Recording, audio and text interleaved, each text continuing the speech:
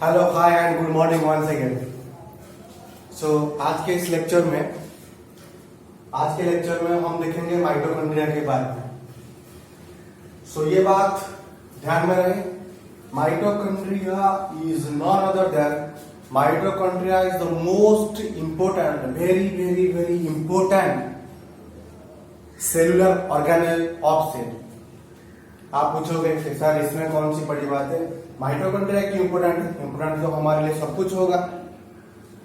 अब जैसे कि आपके लिए क्लोथ्स भी इंपोर्टेंट है, आपके लिए घर भी इंपोर्टेंट है, आपके लिए सेलफोन भी इंपोर्टेंट है, मगर सबसे इंपोर्टेंट क्या है?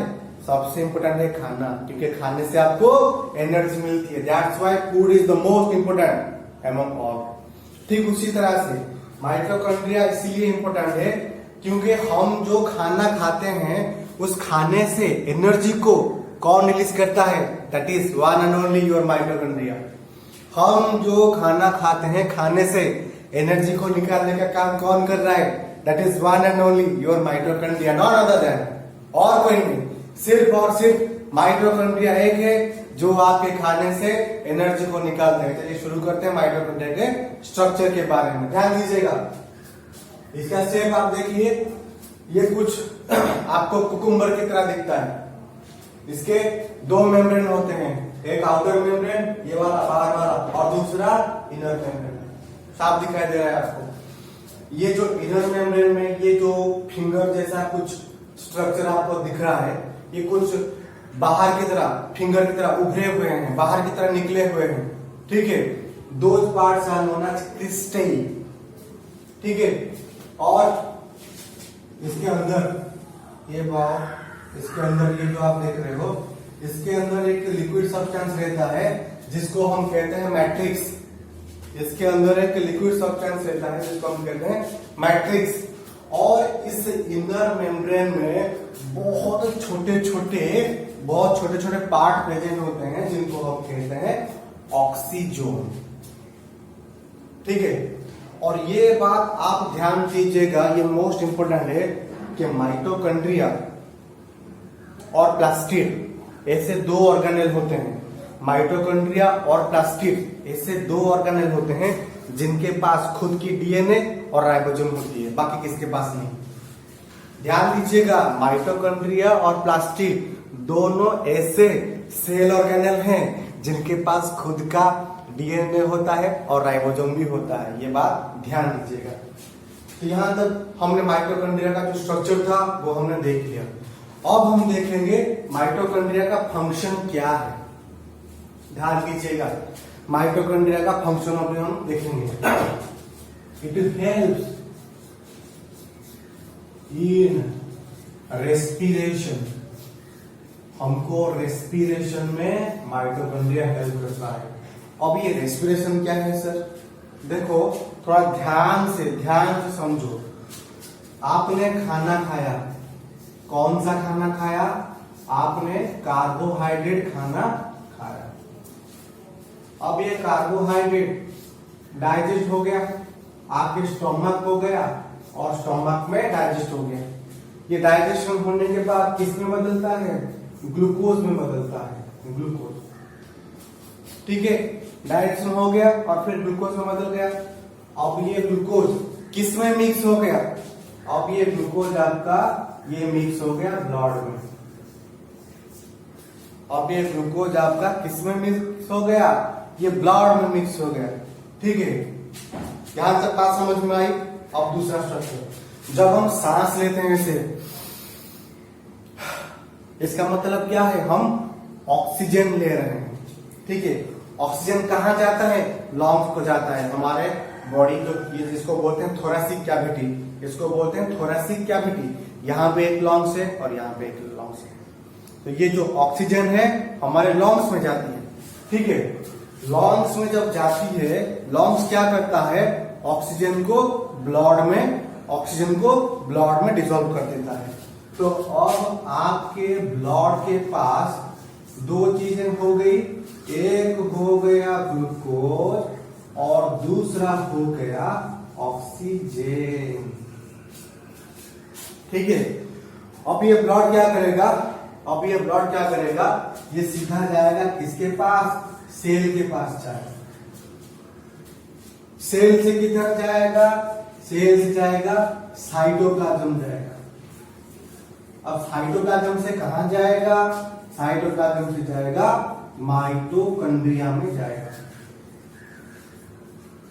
अब माइटोकॉन्ड्रिया में क्या होगा, माइटोकॉन्ड्रिया में ये जो ग्लूकोज है, ये जो ग्लूकोज है ये बदल जाएगा किसमें, ये बदल जाएगा एटीपी, ये बदल जाएगा एटीपी में। एटीपी का मतलब एडेनोसिन ट्राइफॉस्फेट। इससे हमको क्या मिलती है, एनर्जी मिलती है। एटीपी से हमको क्या मिलती है, एनर्जी मिलती है। तो ये पूरा process, this is called respiration.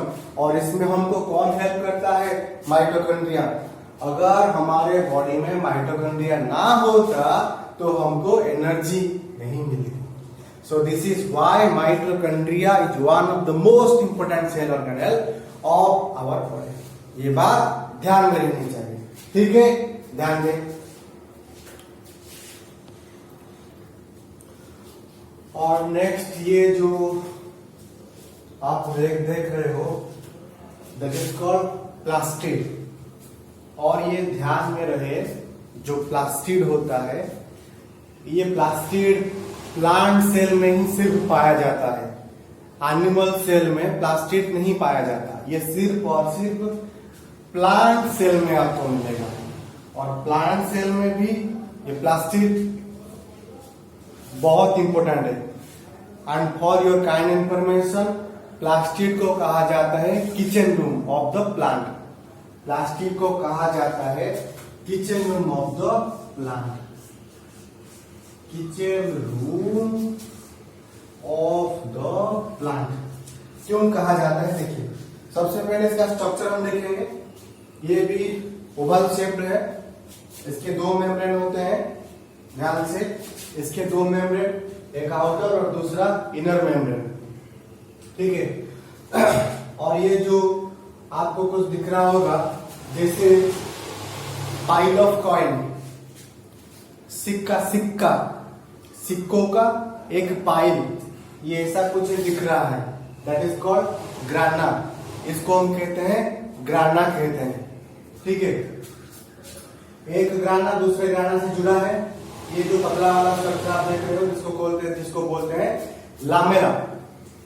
और इसके अंदर एक लिक्विड सब्सटेंस रहता है जिसको हम कहते हैं स्ट्रोमा। तो ये हो गया इसका स्ट्रक्चर।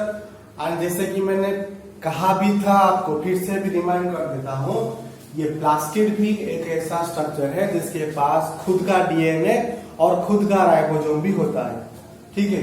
पहले माइटोकॉन्ड्रिया, उसके बाद प्लास्टिड।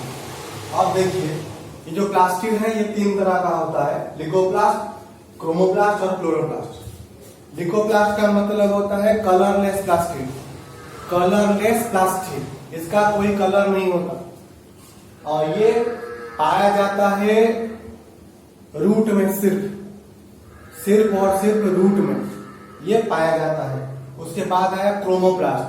क्रोमोप्लास्ट का मतलब होता है कलरफुल प्लास्टिड, ये आपको मिलेगा फ्रूट में और फ्लावर में। और उसके बाद आया है क्लोरोप्लास्ट। क्लोरोप्लास्ट का जो कलर है ये होता है ग्रीन कलर, और ये सिर्फ और सिर्फ आपको मिलेगा लीफ में, ठीक है। काम क्या है क्लोरोप्लास्ट का? क्लोरोप्लास्ट मदद करेगा आपको फोटोसिंथेसिस प्रोसेस में, ठीक है। आपको क्लोरोप्लास्ट मदद करेगा फोटोसिंथेसिस में, फोटोसिंथेसिस।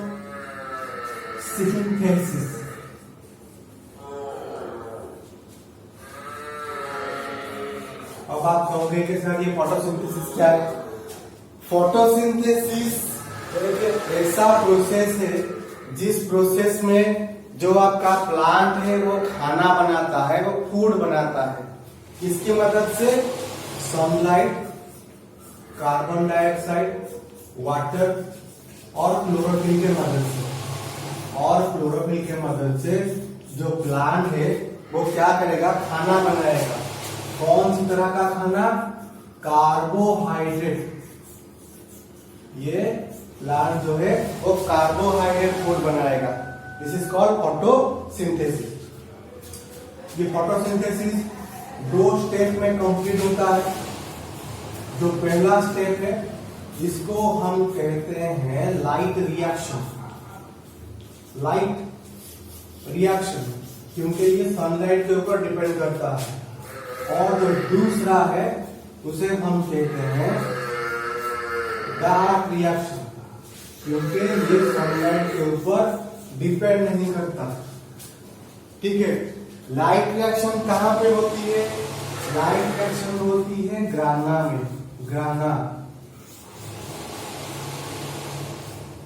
और डार्क रिएक्शन कहां पे होता है? डार्क रिएक्शन होता है आपका स्ट्रोमा में, स्ट्रोमा। ठीक है, और डार्क रिएक्शन जब खत्म होता है तभी हमको मिलता है कार्बोहाइड्रेट फूड।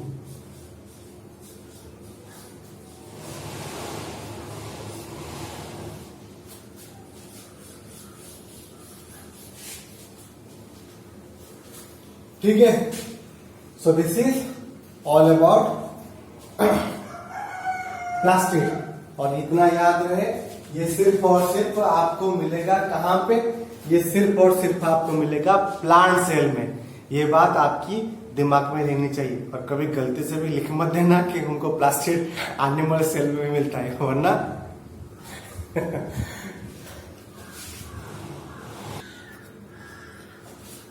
और अब जो डिस्कस करेंगे हम, that cell organelle is known as vacuole.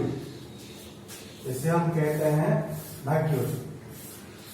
ये आपको